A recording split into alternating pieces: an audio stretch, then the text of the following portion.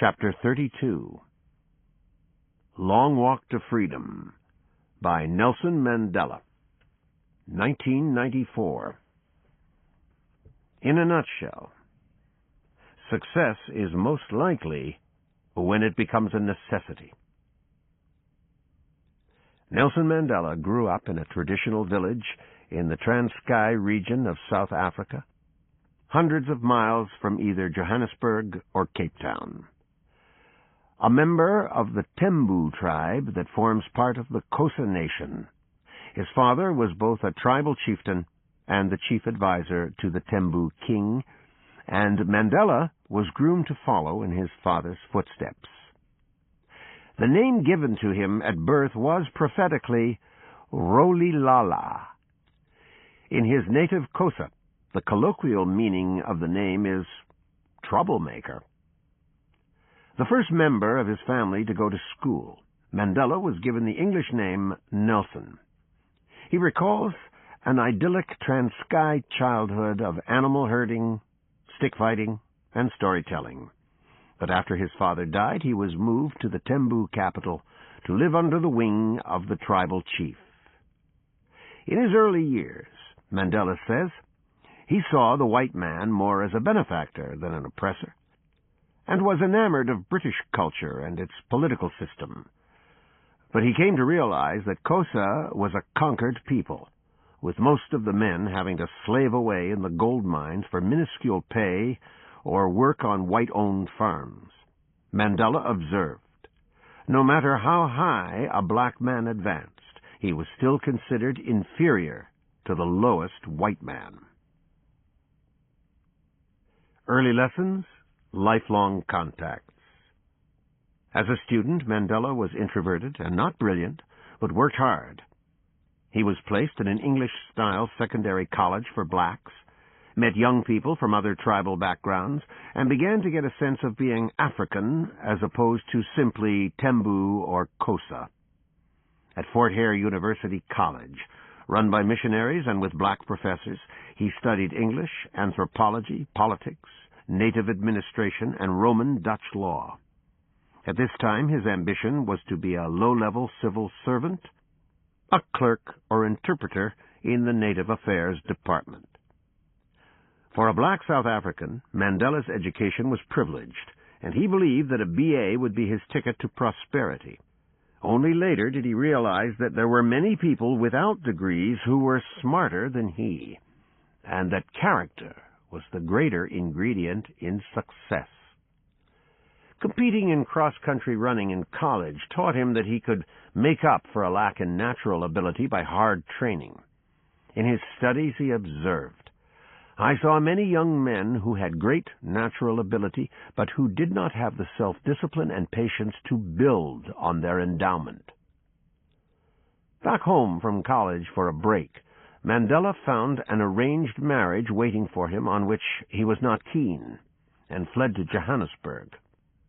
After trying to get work in the offices of a gold mine, he eventually found an articled clerkship in a liberal Jewish law firm. He was paid a pittance and often had to walk miles into the center of Johannesburg from his township. Slowly he began to get involved in politics and the African National Congress, ANC. But for a number of years was more observer than activist. It was at this time that he met ANC stalwart Walter Sisulu, a real estate agent when blacks were still allowed to own some property. A black lawyer was a great novelty, and when Mandela enrolled in the University of Witwatersrand for a Bachelor of Law degree in 1943, he was the only African student in the faculty. His discomfort was lessened by a circle of supportive whites and Indians, who would later prove to be important in the struggle for black freedom. Beginning the fight. On a platform of the nigger in his place. In 1948, the Nationalist Party came to power in South Africa. Though the idea of apartheid, apartness, had been around for centuries, The Afrikaner nationalists entrenched it in hundreds of oppressive laws designed to create a brutal hierarchy. Whites at the top, blacks at the bottom, and Indians and coloreds in the middle. Afrikaans, the language of the original Dutch farmer settlers, took over from English as an official language. With race as the basis for South African society, elaborate tests were required that often broke up families. Where one was allowed to live and work could rest on such absurd distinctions as the curl of one's hair or the size of one's lips. Mandela notes. The defiance campaigns that the ANC organized, involving stay-at-homes and gatherings to protest against new laws, only made the new government more iron-willed in keeping black people downtrodden. School education was scaled down. Whole towns were razed to make way for white housing. And the pass system made it extremely difficult for non-white people to move freely. The 1950 Suppression of Communism Act was only partly related to curbing communism. Its real purpose was to allow the government to imprison anyone on a trumped-up charge. Despite this harsher climate, in 1952 Mandela and Oliver Tambo established the first black law office in South Africa.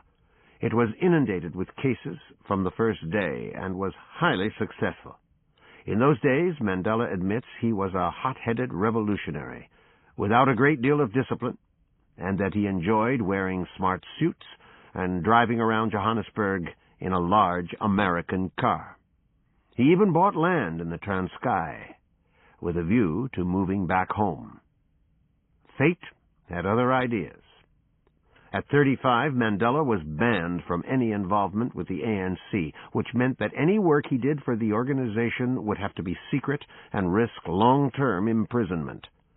His roles as freedom fighter and family man were never compatible, and from this point on he would live with the constant anguish of having made the people he loved secondary to the larger struggle for freedom. Criminal and outlaw. In the famous 1958 to 1961 treason trial, the nationalist government charged Mandela and others with trying to overthrow the state. Though the prosecution lacked real evidence, the trial dragged on for years. By this time, Mandela's marriage had collapsed, and the time required to be away from the law practice saw that, too, fall apart. When the members of the group were acquitted, the authorities' embarrassment was so great that it made them even more determined to quell insurrection. In 1960, 70 black demonstrators were killed at Sharpeville, a township south of Johannesburg, when they peacefully surrounded a police station. Many were shot in the back trying to flee the gunfire.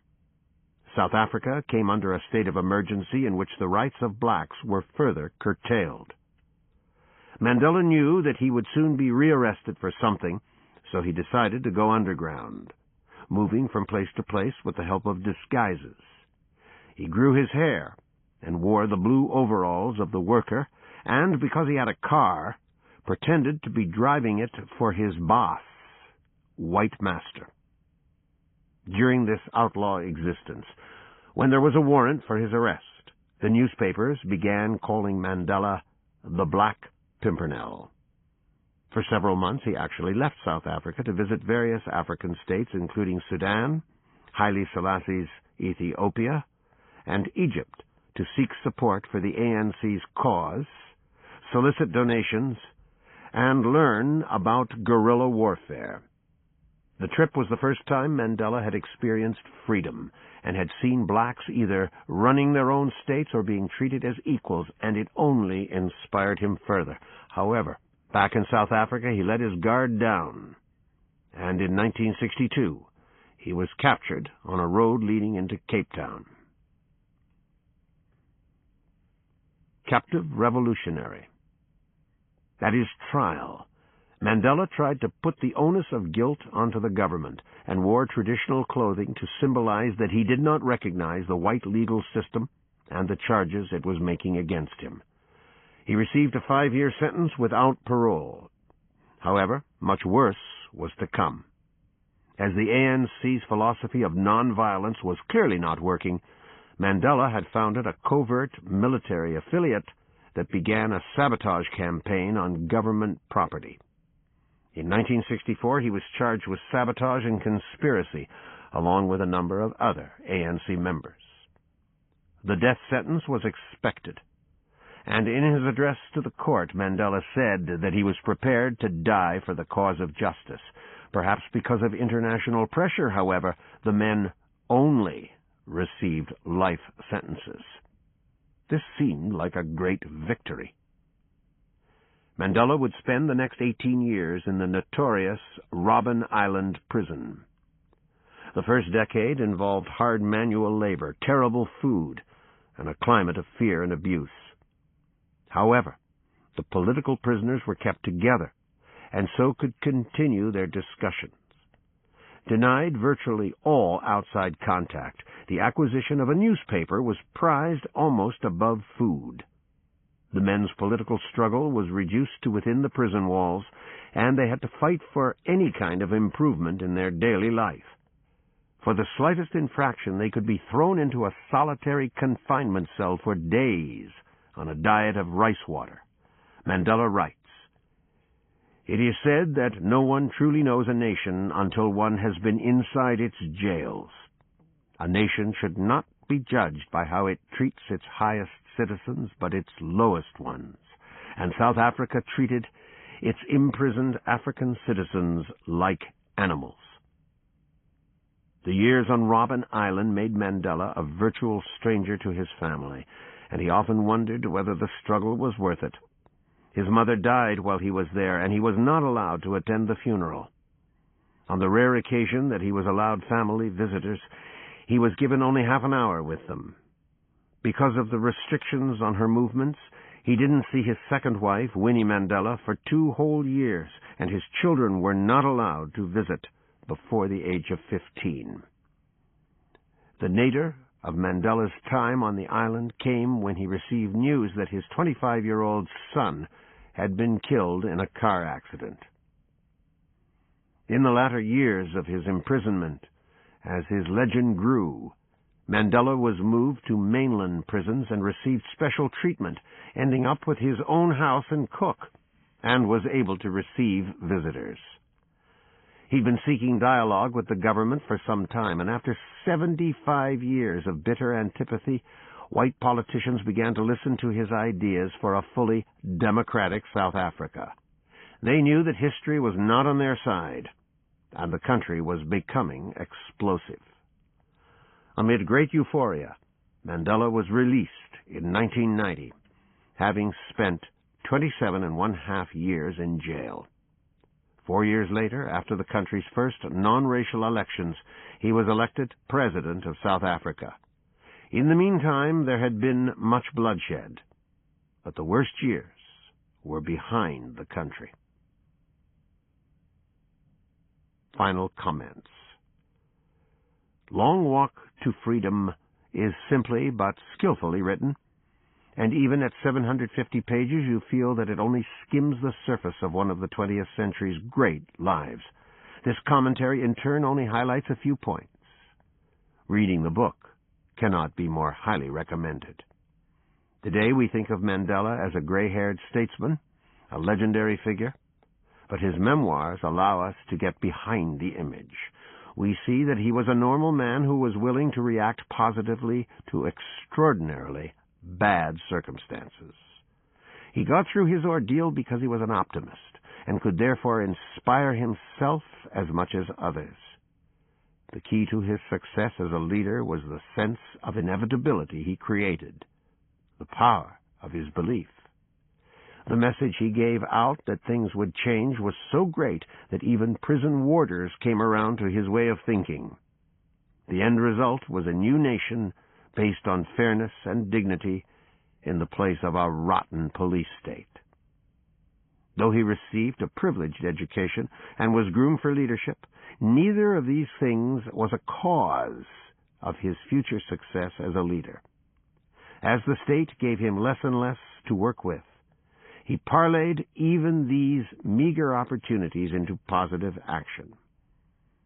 In a tight situation, or a long struggle for recognition or success, we would do well to remember Mandela, and to have even an ounce of his mental discipline and bravery.